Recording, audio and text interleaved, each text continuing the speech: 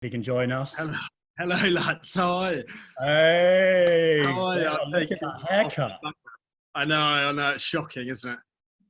But It is. all for a good cause. So, how are you guys? Good. All the England team are doing their bit fitness-wise. Stokes and Collingwood are really going for it, aren't they? Well, they're trying to anyway. They're trying to. I'll get that up. There we go. No, it's been good actually.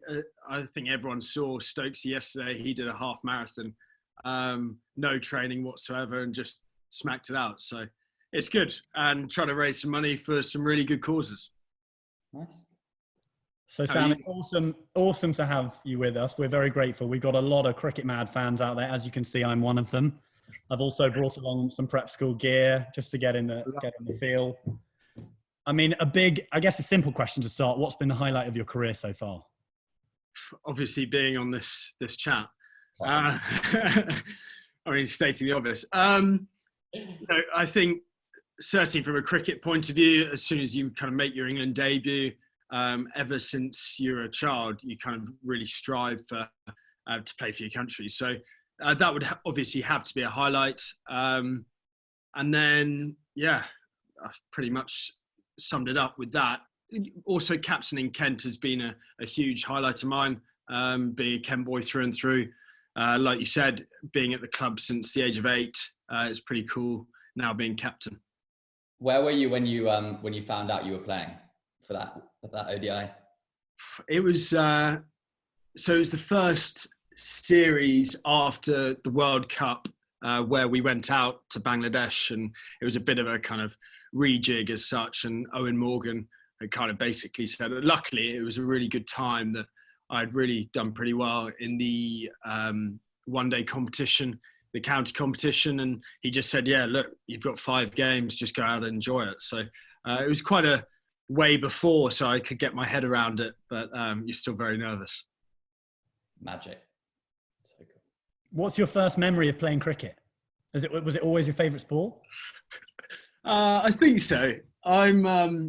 You guys know my cousin Tom as well, and obviously played rackets, and with him, we've got a very sporty family, a massive family, and it's incredibly competitive. So kind of from day one, I think just getting out to any of those or those guys in the back garden, and then also my dad we used to have like this really old school bowling machine where he just used to terrorize me. And if he's had a bad day at work, would just get me out and say, right, we're off home. So pretty much mentally scarred and toughened me up from a young age. Was there like a point where you thought, yeah, I can actually make this in the professional game? Because obviously I remember you being a great player at school and you were multi-talented, but there must have been a point where it kind of dawned on you that you could play.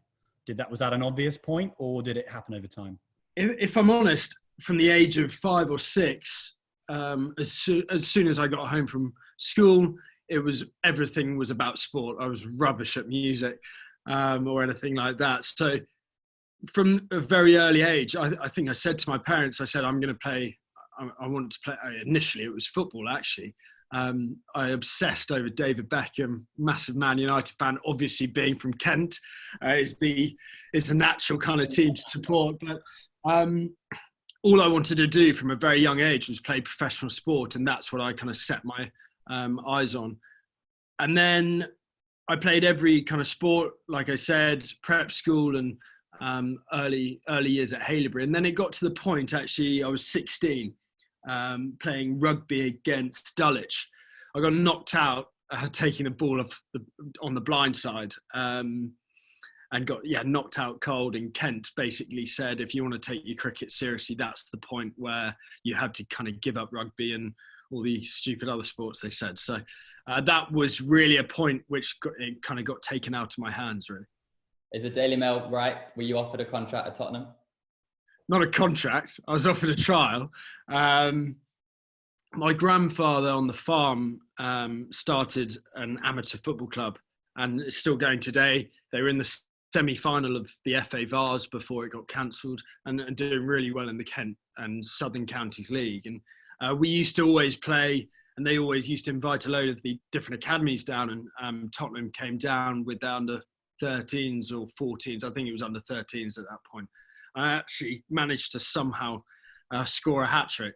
So from that, it was picking that or going on a cricket tour to the West Indies as the south of England. So I chose the latter simply because I loved my football, but I was never good enough to play professionally. Nice. Well, I'm gonna take you back. Well, I hope you take us back, actually. I mean, the first question I have here is favorite shot. Let's just get that out of the way. What is your favorite shot in cricket? The on drive. Look at that. Hardest game. Just pure. That Newbury has seen many an on drive, I'm sure, Henry. It's looking pretty ropey, actually. Is that a Majoina? Is that a Newbury Majoina? Of course. By the one and only Jimmy Adams. There we go. Lovely. Well, I'm gonna go back a bit. I mean, for those watching, you are lucky that we are replete with heroes. You know, your Stokes and your Cookies and your Billings and your whatever. Growing up, we are a similar age. I remember being obsessed by Marcus Trescothick. Who was your hero growing up watching cricket? I would have to say Ian Bell, and then Kevin Peterson kind of made the headlines in 2005, didn't he? So I loved the way those two guys played. Smart on drive as well. I think there's even a bit of a looky-likey with Ian Bell. Have you ever been told that before? I have, worryingly so, a little bit, but not with this. I think it's a compliment. I've got a question that I can't claim to have come up with, but I think it was a very good one, and it's from a young wicketkeeper out there, young Mr. Jago Edsberg, which is, why are there not more keepers in the professional game? And I'd love to know like how you got into keeping and how it sits for you. Well, there's only one keeper, obviously, in a team, so that limits it straight away. The way I got into keeping, actually, funnily enough, was an under-13 Kent game. And Steve Marsh, he was a Kent legend, Kent captain, wicket-keeper. His son, Christian, was actually wicket-keeping, broke his finger, had to go off to hospital. No one else had ever kept wicket. And they said, well, anyone fancy giving it a go? I was like, well, yeah, might as well. Just chuck myself around and did okay. And then from there, I was stuck with it, really. Sensible decision because bowling hurts. Best England keeper there's been in the last 30 years? You can't look past Jack Russell. I'm biased towards James Foster. He's the best I've ever played against and played with. And those two guys, just skill level out of this world.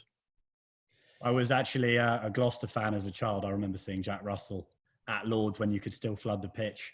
But you and Mr. Northeast converted me to be a Kent fan. I got to go back to the favour roots back in Kent. So fully on the Spitfire freight train.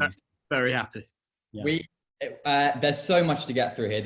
I'd like to talk about the 100, about the IPL. I think all these questions, they all focus, a lot of them, on that day in July at Lord's on a sunny Sunday. Obviously, you were on the cusp of that squad. Tell us how you were feeling that day. Tell us where you were. Tell us your reaction to the public's reaction on that day. Ooh, quite a few questions in there. So initially, I think the most important thing is it found the love of the game again. I think the buzz around cricket last summer was only probably matched by the 2005 Ashes. We were craving something like that to kind of re-energise the public around cricket.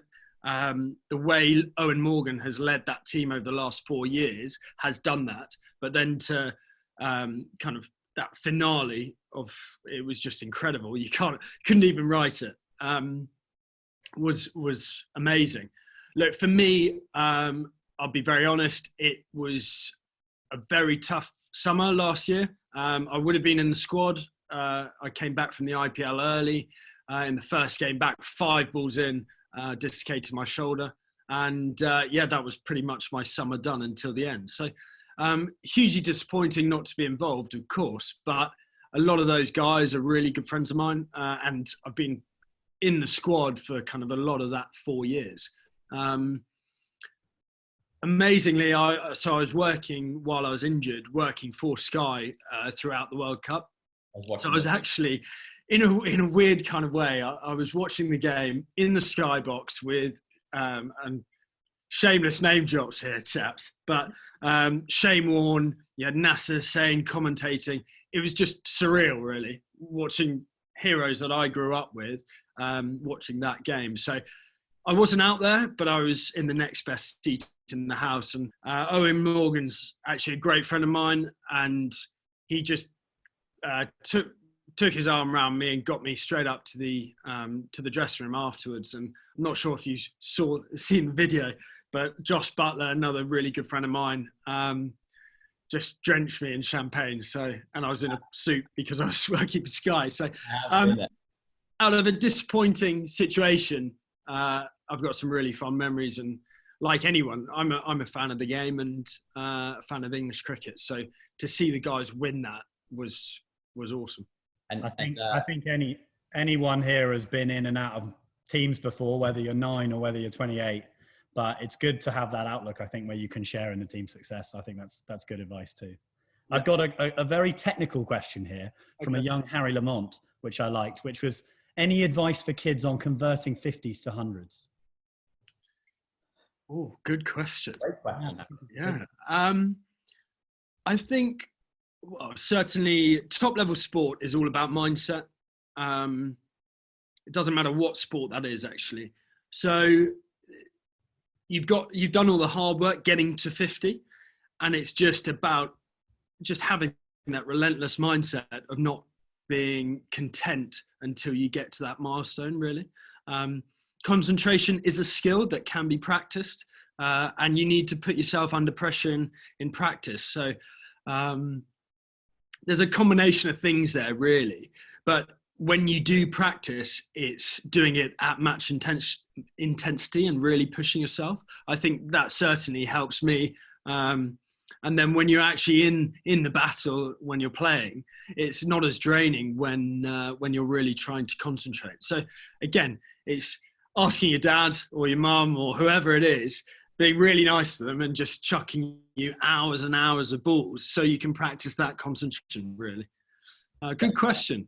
Great question, Harry. I've never done that. I've never scored a ton, but not about me. There's lots of questions here that say, favorite player and quickest bowler. We're going to come to that in our quick fire round. So keep firing out the questions for Sam in a second. Moving continent, you recently stopped playing franchise cricket, but you played in Australia for the Sydney Sixers and you played in India for the Chennai Super Kings. Can you tell us what it's like playing in India and the weight of expectations for a cricket-loving nation like that? Yeah. The easiest way to describe it is, imagine being a footballer over here, timesing it by 10, and you're still probably not in the realms of Indian cricketers over there. It is beyond obsessive. You can't go out of your hotel room without 100 people asking you for a photo. It is incredible. The passion for the game, the love for the game is second to none. And you just see that in every single game you play. It's an experience that I would encourage every cricket fan to try and get out to go and watch a game out there, because like I said, it's a unique experience that is unmatched anywhere else in the world. So playing in that tournament, the IPL is the best tournament in the world. The quality, the standards. I mean, I was captained by MS Dhoni, Suresh Raina, Faf du Plessis, Shane Watson, Bravo, Imran Tahir, all these guys in my team. It's amazing. It's absolutely amazing. Any sense of imposter syndrome at all playing with MS Dhoni and the likes of that? Certainly initially, I think the first 2 years I was lucky. The first 2 years I played in the IPL was for Delhi. And then I moved over to Chennai Super Kings and played the last 2 years there. So it was lucky that I had quite a bit of international experience and also experience in the IPL previously. So I kind of felt at home a little bit more. The first game I actually played for Chennai, I got man of the match, and it was just, I was just trying to lap it up. I was just trying to enjoy it. You don't know with franchise cricket whether it's going to be your last game or not. you might not play at all. You might sit on the bench because there's only 4 overseas spots. So you just enjoy it and go with the flow. And in a weird kind of way, you're under so much pressure that you just relax even more. You go completely the opposite end of the spectrum, and that certainly for me works. Like playing in front of the Stretford end of United, I imagine. Exactly. We've got a couple of great comments on here. Someone's cracked a good gag, which is, does lockdown work well for you because you can't get out? We've also had someone who's just said, Teddy's out there saying, I'm watching this guy batting against India with Jason Roy. How much did he cost you guys to hire on the show? And we've also got a great question, I think, which is, if you weren't a cricketer and you weren't playing for Tottenham, what would your job be? Golf. I love my golf, as Henry, you know. I can't see myself not working in sport. Certainly, I say that. Sport would be the priority, or I'd be working on the farm back at home. They're my options, lads. Well, there's a big question there, which is, the lifespan of a sportsman or sportswoman is fairly short. What percentage of your time do you give to thinking about what you're going to do when you're 40? Absolutely, it is a huge part of the game, and sports in general. Last year was a real eye opener for me, being injured for the first time ever, having a serious injury and not having cricket there. So I was very lucky that straight out of school that I went off to university, went to Loughborough, got a degree, did my studies. So I have got that kind of buffer as such, thankfully. And I've had that opportunities. But a lot of the guys, the PCA do some great work with the cricketers now to try and encourage people to think about things or just open up and get options for after cricket. Because like you said, it doesn't last forever. And you never know what's around the corner. It is a ruthless kind of business to be in. If you're not performing, there might not be another contract. So certainly during this lockdown, it's been a huge focus for a lot of people. I'm looking into doing a sports director's course, which I'm really interested in, and whether it's a kind of a school after cricket, or even at a county, or maybe even another sport. That's something I'd be interested in terms of trying to formulate a setup and organisation, essentially. Okay. I think it's probably time for some quickfire questions. I've got a few. I know Walter will have a few too, and we've taken some from our lovely audience. Walter, do you want to fire away? Take it away. Sam, before we do, just for everyone who's at home who hasn't joined us, if you need. We're coming to it. Hobnobs, lads. Can't go wrong. You read the interview brief. Good man. So everyone go to your kitchen, grab your biscuit, and come back. I've taken questions from the floor. There's been 322 questions. So we'll try and bring them all together. You don't need to put your mark on anything if you don't want to, but we're going to just start. So best game you've ever played in? 400. Well, no, the IPL final.